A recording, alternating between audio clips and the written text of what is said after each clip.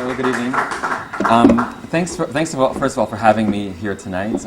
This seems like a nice, beautiful group of Guyanese people, and it feels weird to stand behind a podium, so I'm going to stand here. This project, the Seawall, is something that came from my heart. I was born in Guyana, and my family moved to America when I was 7 years old for, I guess, the dream for a better life and different things.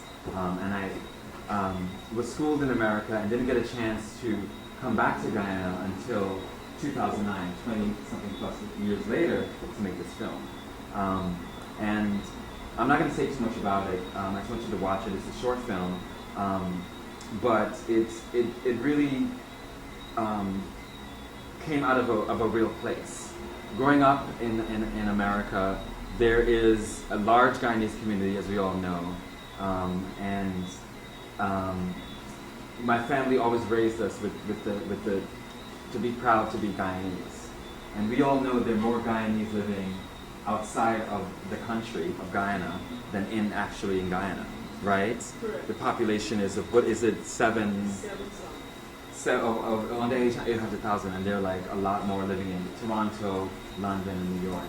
And the thing that I always recognize is that in those countries, there's a lot of Guyanese pride, because we always talk about going home and coming back home and celebrating that. And I never got the chance to come back, but in my life I worked as an actor in New York. I worked in entertainment. I worked for CBS News and the networks. And after a while I decided to go to film school to study my dream, my art of making film.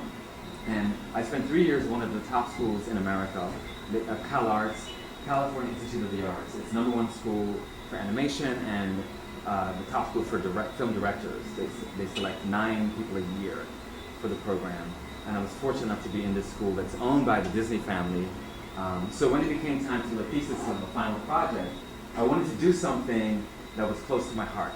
And I wanted to come back to the place that I love and do a simple film about something that's common for all of us Guyanese living abroad, which is like leaving the country, right, and leaving folks behind. So I'm so thankful for Cine Guyana for being so supportive of this entire journey. The film had its world premiere. The first time it played was in the Cannes Film Festival in the south of France. So I was so happy to be there for 2 weeks representing Guyana. I felt like I was a social ambassador, even though I haven't been here.